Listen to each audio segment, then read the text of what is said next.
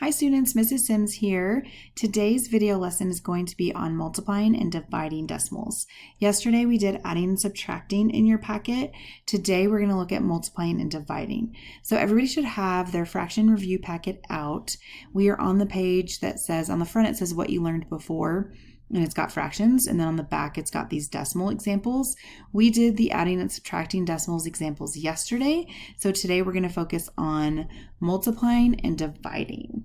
So the thing with adding and subtracting that we talked about yesterday is that you have to line the decimals up. That is not necessarily true when you're multiplying and dividing decimals. You do not have to line them up. You instead, I'm going to write the rule here, you line up the digits.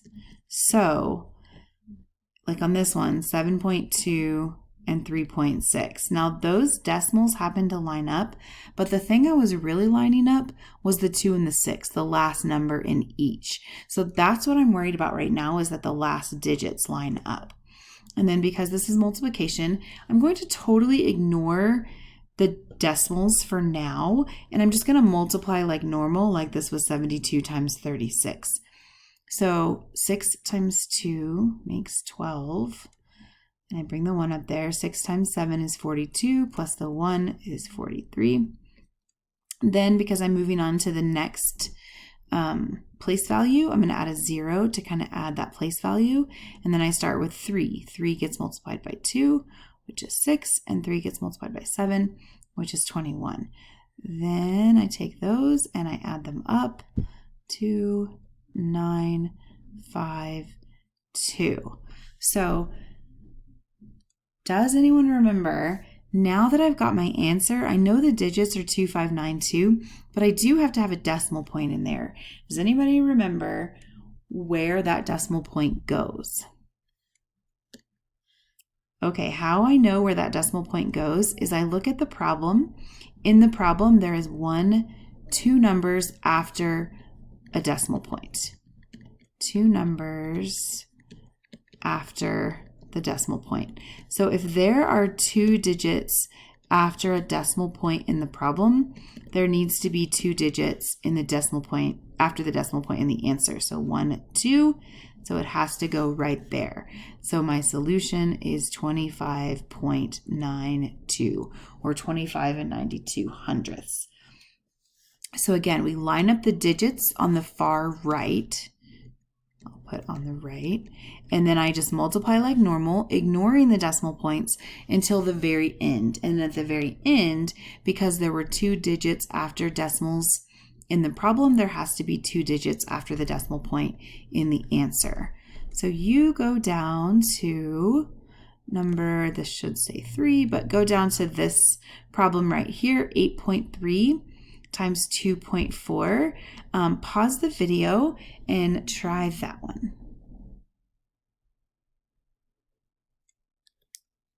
Okay, for this one, I'm going to line up the 3 and the 4. So 8.3 times 2.4, and I'm going to multiply.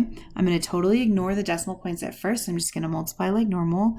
4 times 3 is 12. 4 times 8 is 32, plus 1 makes 33. I'm moving over to the next digit, so I'm going to add a 0. 2 times 3 is 6, and 2 times 8 is 16.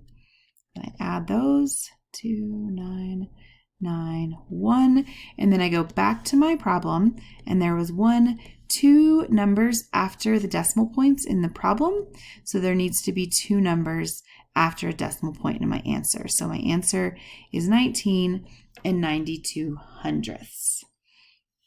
Okay, let's look at another example of multiplying where maybe the decimal points don't line up. So if we go to this page, let's look at number 3. This is the next page in your packet. Let's do number 3, 9.9 times 2.03. So again, the last digits are going to line up. So I'm going to put the larger one on top, 2.03, not the larger number, but the one with more digits on top. 2.03, and then I need to multiply that by 9.9. I am not lining up the decimals, I'm lining up the last digit. So the 9.9 would get written right there. So pause the video and you try that one. Okay, for this one, we would do 9 times 3 first, that's 27. 9 times 0 is 0, plus the 2 is 2, and 9 times 2 is 18.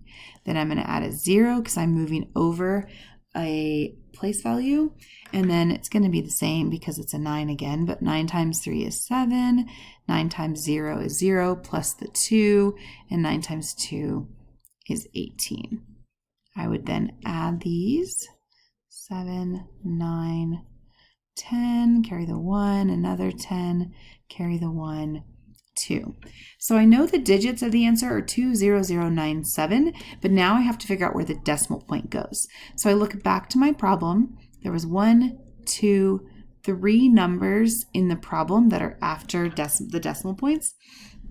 So in my answer, I need 1, 2, 3 digits after the decimal point. So my answer is 20.097, or 20 and 97 thousandths.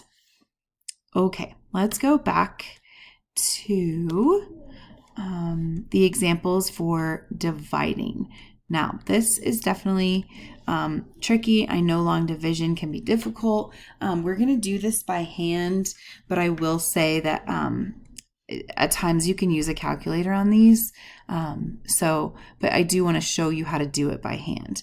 So 4.32 divided by 1.2.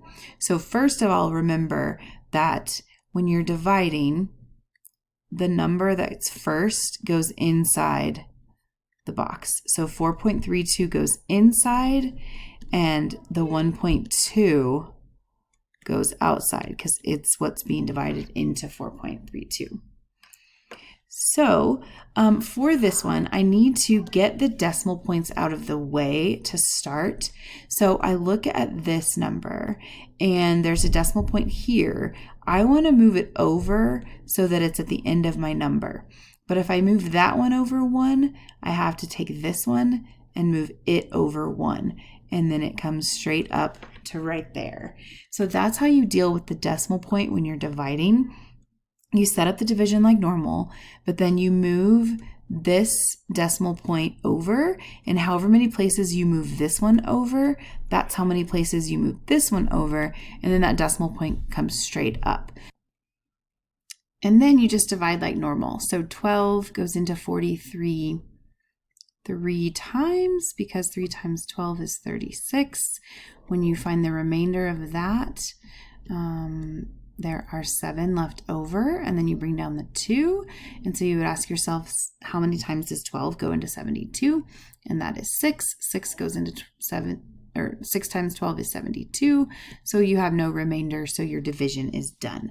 So our solution there is 3.6 is your answer to that one.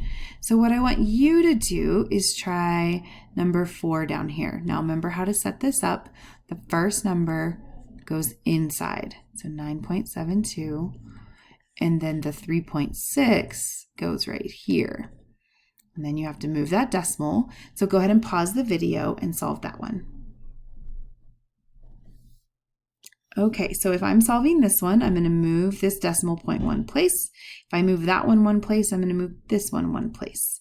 So then I've got 36 going into 97.2. So 36 goes into 97 2 times, because 2 times 36 is 72. When I subtract my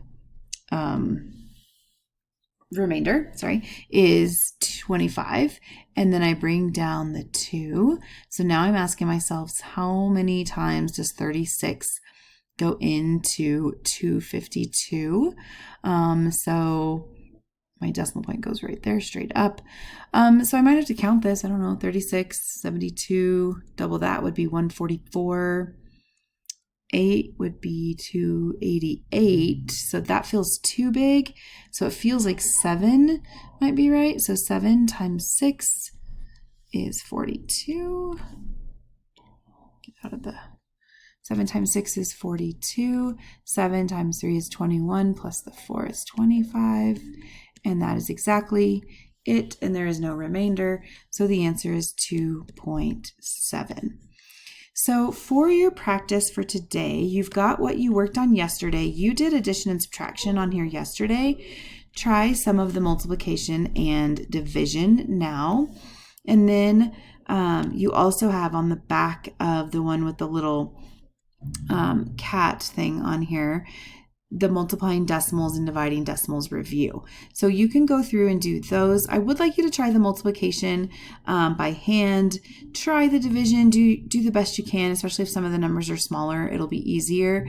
But I will allow you, calculator, to do some of your checking and some of the problems with. So calculator is allowed on the multiplying and dividing decimals. I do want you to try some by hand, but if you need a calculator, you may use a calculator on the multiplying and dividing decimals.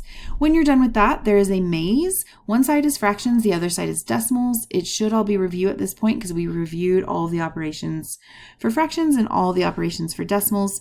So once you're done doing some of these practice problems in your packet, then you're going to get the maze to try. So please work hard, stay in your seat. I will collect this when I return tomorrow. I will see you then.